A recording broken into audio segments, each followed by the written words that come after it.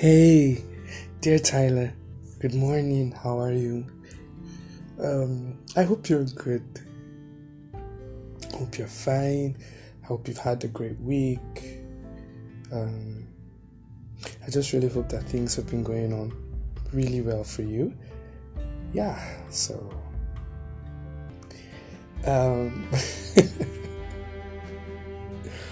really excited about today's episode because I know for the larger part of it, it was quite confusing, especially when I shared the caption of today's episode.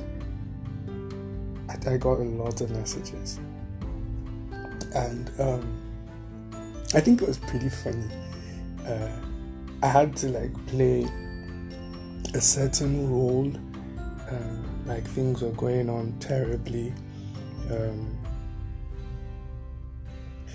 just to, I think, keep up with the whole appearance and all. And so today's episode is tagged the last episode, the final episode, and it's like I said, I quit. And I think it's one of these episodes that I think I was just sitting down and I was really thinking. I was like, okay, what am I going to share with Tyler on Thursday? This will be an epic thing. So the first thing is that I'm not ending Dear Tyler. I'm not ending Dear Tyler. No way. We just started, and there's still so much for us to do. So we're not ending it. Number two, I would like to hear your thoughts on it all. And let me apologize because I had to put up, that whole facade of like something was going wrong and all. But yeah, so let me apologize if I put you on an emotional roller coaster. Please forgive me. I just had to do it for the meantime, right? But trust me, I'm not ending Dear Tyler. Not at all. It's been an awesome journey. This is one of the things that I really, really derive pleasure in doing. I really, really derive pleasure in doing all of this. It's pretty fun for me, getting to share with you a lot of things. And so, yeah. So let's get straight into today's episode. Okay, before that, I remember I just had a flashback thought and all. Your feedback on the last episode, Breathe. It was, I think, one of the most received out of all the podcasts. Right? I got so many messages, of how it really helped and how I was able to help you to calm down, to reevaluate quite a lot of things and learn to appreciate the little efforts that you're making, those tiny steps that may seem very insignificant, but understanding that it takes time for anything to grow. So for me, it was really, really cool, really awesome. And I'm glad that it helped. And today is kind of like a similar one. The final episode, right? I think it's mainly about, when I thought about it, I was taking into consideration the power of decisions. The power of decisions, right? And so this was what came to me. You're an author, right? You're writing a story. You decide a lot of things. You decide the characters of the story. You decide the personality arcs. You decide the whole interactions that they have, how each character interacts, and then you literally decide the end. So usually most stories have the first part, maybe like the first act is the introduction of the characters, right? The second arc is the tragedy, right? The second act rather is the tragedy, or whatever forms a bone of contention at that time and all. You get, so that's where like the whole bunch of the drama is. Then the final act is the redemption part, right? So first act, second act, third act, but everything is kept in the it's left within the power of the author. The author can determine how long each scene would be, how deep a character's story could be. Do you understand? The author literally decides, okay, who behaves good, who behaves bad, who is the protagonist, who's the antagonist, who's the anti-hero, and all of that. So all of these things are left within the power of the author. So the author can literally drag it as long as he wants, or shorten it as much as he wants. He could decide, the author could decide that he wants to break the story into various parts, right? So maybe part 1 establishes one thing, part 2 brings it into, more of like the limelight. There's a lot more clarity, part 3, depending on how long you get. So like the franchise Fast and Furious is now on Fast and Furious 9, right? And in each part there is a story, right? Same characters, more or less same characters are being used, and then there's like a story. But all of that, it could have ended with Fast and Furious 1, but then the authors, the directors, the producers, the screenplayers, all of them, they came together and they're like, no, we want to create a franchise, something that could go longer and longer and longer. But it was within the power of the authors or the writers to determine that. So for today, what I'm basically sharing with you is you can decide which episode of your life you are in. Now, I know most times it's easy to give examples of, it's very easy to give examples of negative things. So, but I'm going to share something with something a lot more positive. I was, just one of my friends is preparing to get married, and we were talking.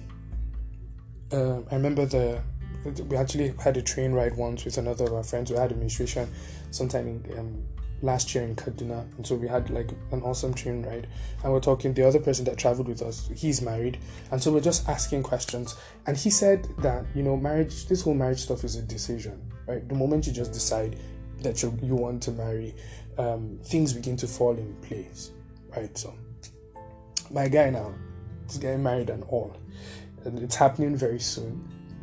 And to be honest, I know that there are challenges that come up, but like almost every week I see like that progress being made.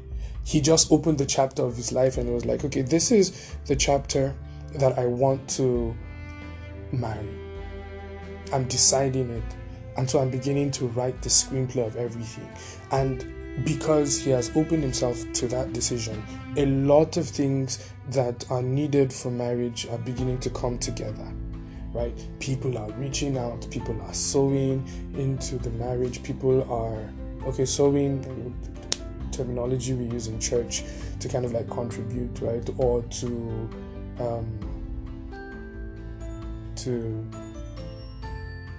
give their own quota, right, to the success of a thing. So people are really giving, people are going out of their way to get things done. But it was only when he decided to open that chapter, when he decided that, okay, the episode of being a bachelor is over and now it's time to be a married man. You get to be committed to someone and all.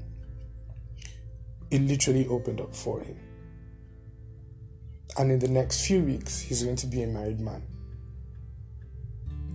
And all that kept ringing in my ear was what our friend said that day on the train.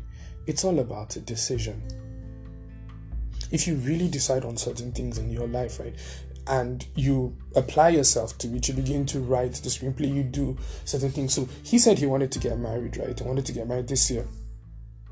And so, first of all, he had to engage the lady last year. It was quite a shock. I remember when it happened, we're like, oh my God, this guy has done it and all.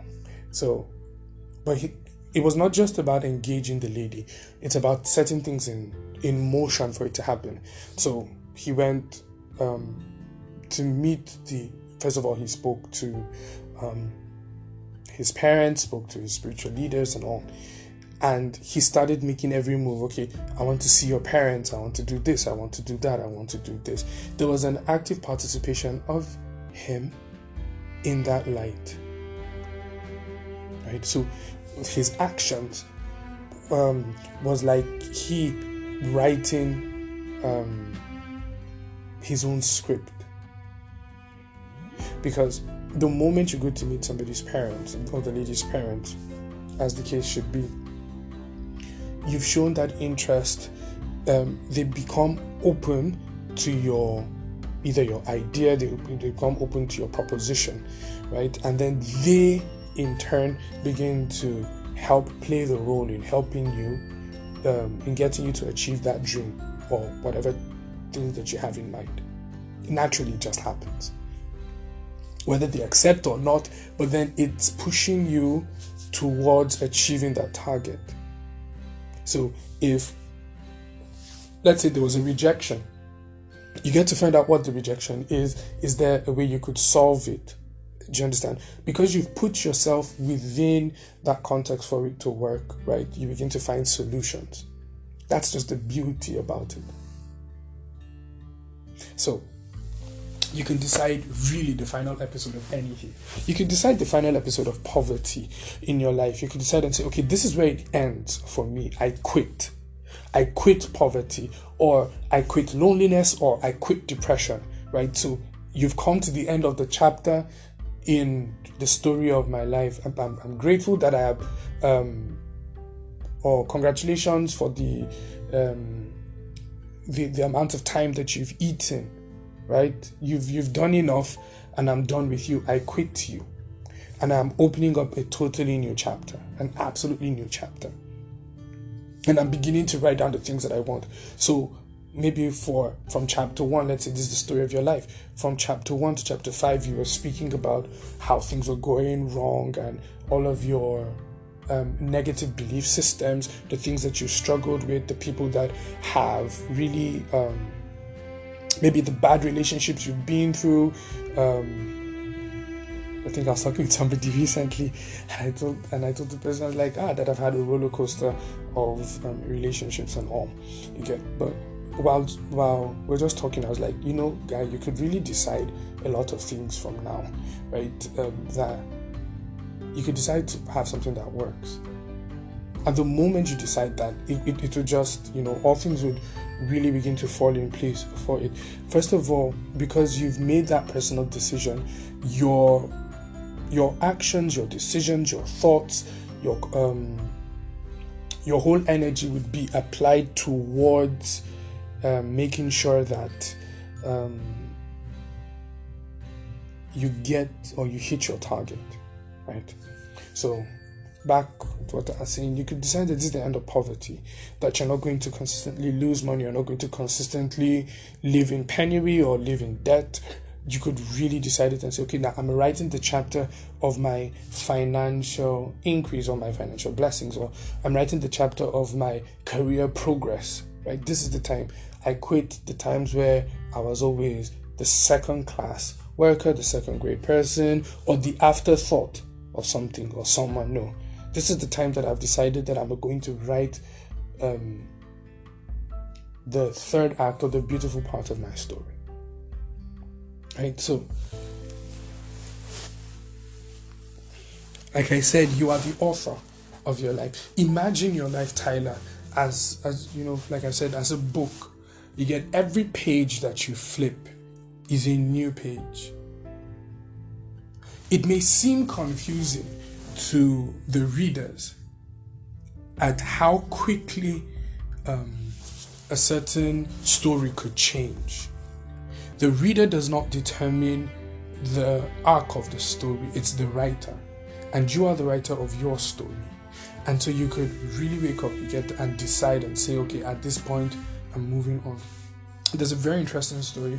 I was doing a little study on the book of Genesis, and I got to the story of Isaac with his sons. After he asked Esau, he wanted to bless Esau. He said he doesn't know when he's going to die. He's going to die probably soon. And also he asked Esau to prepare for him venison, meat, you get in a certain way that he likes, so that could bless him. And their mother Rebecca, wanted the blessing to go over to Jacob, and after they connived together, Isaac actually blessed Jacob rather. By the time Esau came, he was pleading for the blessing. Isaac was like, I've blessed Jacob already, there's really nothing left. Now, there was a statement, and I'm going to paraphrase, that he told Esau. He said that, I'm paraphrasing, that when you are tired of your position or the things that are going on in your life, right, then the yoke will be broken off from you. The moment you're tired, right, and you say that, okay, no more, the yoke is going to be broken off from you. And chapters after, you see that though the blessing was on Jacob, and yeah, he had quite a lot of some ups and downs and all like that. He had to wait, I think, 14 years to get the woman he wanted to marry. He actually had to slave himself for 20 years. And when he was going back to meet his brother, you see that Esau was coming with his caravan. He had sheep, he had oxen, he was wealthy. The very same blessing that Jacob himself enjoyed, right, was what Esau had.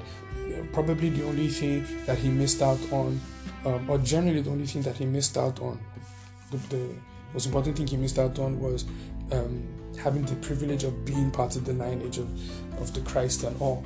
But for his own life, everything that he was cheated of, he literally got it back, restored. The moment he got tired of that current position, his life, changed. Or we could take, the story of Jabez, right? So Jabez, it's a very sad story. It's in the book of Judges. I believe it should be in the book of Judges. His mother just bore him in pain, had a terrible labor experience, and named him after the pain she experienced. She said, I call him Jabez because in pain I bore him. He didn't have anything to do with it. So somebody else kind of wrote the caption of his life and all. And the fact he was more honorable than all of his brothers, he did all of the things properly, he was a godly man, he still experienced a certain level of regression in his life. And when he made that prayer, he prayed and was like, prayed to God and was like, the Lord, that thou mayest bless me and enlarge my coast. And he was honored. The moment he got tired, right? The moment he got tired of having that negative testimony, it was like, I know that my name has a wrong meaning, but I've decided that from today henceforth, I am choosing to experience the better parts of life, right? And you see that the whole testimony of his own life changed. He decided, and it was like, nope, I'm tired of this and I'm not going to have it anymore. So there are certain things that you need to look at in your life and literally decide and say, this is the last episode. It's not going to happen again. Or I'm moving on and I'm going to go to a higher point. I'm not going to keep on repeating the same stories over and over again. I'm not going to get to the point where I'm having the same or entering the same pitfalls or engaging in the same wrong practices, just going in circles, cycles, having that cyclic motion, right, where you feel you have you're making progress and then you go around. No, you decide that. You really decide that. And decisions are not just decisions are not just mental things. So it's not just something I say, okay, in my mind, I'm not going to do this, or I'm moving on. No, decisions have to be action-based. The moment you make a decision, you begin to either walk in the light of what you want to experience, or you begin to acquire the knowledge, the arsenals that you need in order to achieve those things. Yes, first of all, it starts with a desire. It starts with that mental, that mental push you get, that says that, okay, I am moving and I am changing. But if it does not translate to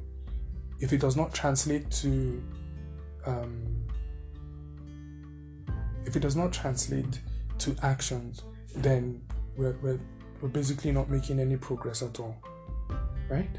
Basically not making any bit of progress. So I don't know if that terminology, I quit, was the best caption at that time, but I think you could use it, especially for the negative things in your life.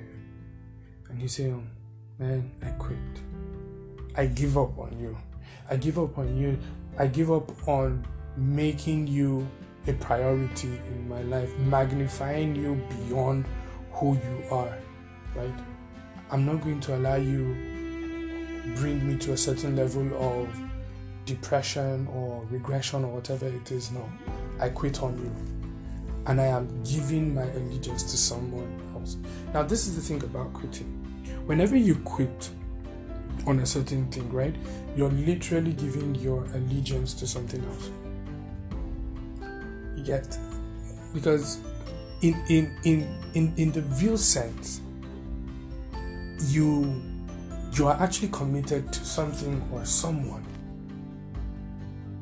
So if you quit on, let's say you quit on your pursuit for financial freedom, you've actually subscribed to poverty or lack, or, do you understand? It's just one of those subtle things. If you quit on a relationship, you've accepted the fact that you're going to be single. That's what your allegiance is to now, being single. Or maybe you're switching relationships. It shouldn't be the norm. You're leaving one and going to the other. There is no point in your life where you are not in allegiance to something, an idea, to someone, a person, or a drink, whatever, right? There is no point in our lives that we get to that point. Yeah, that was a very terrible tautology. But anyway, yeah, this is a very raw podcast and all. So it's time to really quit on certain things. Quit habits, quit thoughts. If you have to quit relationships, do it. If it's for the benefit of your future and what you personally desire, then there are steps that you need to take. So figure out everything that needs to be the final episode in your life, the final episode, that something that you don't want to relive ever again. Something that you're really going to say bye-bye to, good riddance. I'm done with you. I'm done with you. You can quit on weakness and pick up strength. You get, you could quit on fear and pick up courage. You could quit on lack and pick up abundance, right? You could quit on ignorance and pick up wisdom and knowledge. These are things that you are literally trading. So what are you trading? What are you willing to trade? What story arc are you willing to build, Tyler? Really important, right? So I'd really love to hear from you, to know those certain things that, as much as you would love to share, so those certain things that you want to change, those certain things that you want to you want to, redefine in your life. I'd really love to hear it. But even if I don't get to hear it or you don't get to share it personally, it's absolutely fine. Really good. Totally respect that. Just make it the last episode. Open a new page, Tyler, and begin to write those things. Oh, for me, the fear of sharing my gift is over. I'm going to write songs, share them. I'm going to sing, and I'm not going to be afraid of being on stage and sharing my voice and all. No, I'm going to do all of those things and quite a lot of other things that are a little bit private. But then the moment I start that journey, I'm really, really going to tell you all. It's going to be like our own secret diary, right? The moment I start that journey, I would let you know, right? But these are certain decisions that I'm taking a lot, right? So I apologize again if I put you on an emotional roller coaster ride. It was just for the meantime and the moment. So my apologies again. This is going to be a fun experience. Dear Tyler would really, really, bless lives. People will be blessed, really. I can't wait for 1 billion listens from Tyler, from various Tylers across the world. Really. I expect it. And I'm building strongly towards it. So, this is me telling you, Tyler, that I love you, that I believe in you, that I'm rooting for you. And I expect to see great stuff coming out from you.